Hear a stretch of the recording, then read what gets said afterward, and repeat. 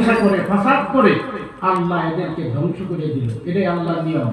জমিনও যারাই আল্লাহর বিরুদ্ধে চলবে আল্লাহ এদেরকে ধ্বংস করে দিবে।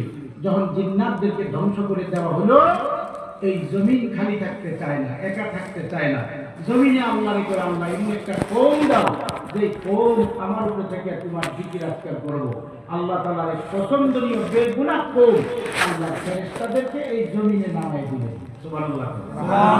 কোরআন শরীফের তাফসীর করতেছে গাজাওয়াত না, সমস্ত দুনিয়া ফেরেশতায় ভরপুর।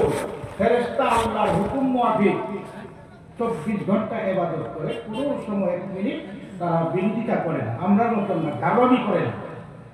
তো ফেরেশতা এই দুনিয়ার আওয়ার আগে 7 আসমানের উপরে একটা কাবা আছে, হেন ইবাদত করতো।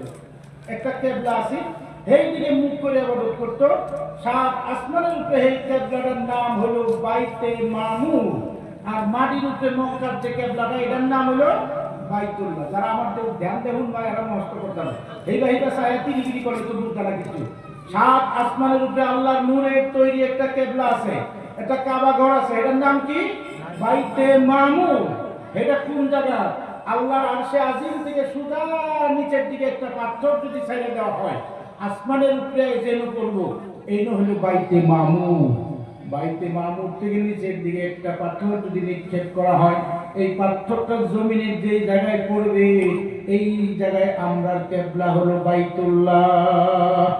একেবারে আল্লাহর আরশ পর্যন্ত এটার সম্পর্ক। কেমনে হয়? ফেরেশতারা প্রশ্ন করলো, আল্লাহ বাইতে মামুরে যখন আমরা ছিলাম ইবাদত করতাম, বাইতে মামুরকে কিবলা বানায় ইবাদত করছি, আসমানে থাকতে বাইতে মামুরকে কিবলা বানায় ইবাদত করছি, আমরা জমিনে আসছি কোন দিকে মুখ করে কোন দিকে কিবলা বানায় ইবাদত করব? ইবাদত করবার লাগে একটা কিবলা লাগবে না? তুমি নামাজ পড়লে কোন দিকে মুখ করে কারণই লাগবে, কোন দিকে মুখ করে কারণ ফেরেশতা। আল্লাহ তাআলা এই প্রশ্নের জবাবে হযরত জিবরাইল আলাইহিস সালাতু ওয়াস সালাম, আল্লাহর বড় ফেরেশতা, এই কথাটা জীবনে কোনোদিন কইতে পার?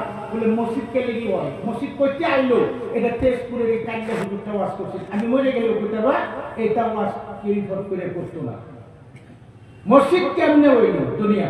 এই কথাটা আল্লাহ তাআলা ফেরেশতাকে জিবরাইলকে ডাকলেন, আল্লাহ নূরের এক টুকরা জিবরাইলকে দিলেন। জিবরাইলকে দিয়া বলছে, জিবরাইল আমার এই নূর তুমি জমিনে নিয়ে রাখবা। ফেরেশতা এরকম বুদ্ধি নাই, আল্লাহ কেমনে রাখতাম, কুমারা রাখতাম, কিবা রাখতাম, এটা যে শিখাইবো এরকম বুদ্ধি ফেরেশতার নাই। আল্লাহ যা রাখে এটাই। জিবরাইল আওয়াজ শুরু করতে আইতে আইতে আইতে আইতে জমিন পাও পাও অবস্থা, আল্লাহর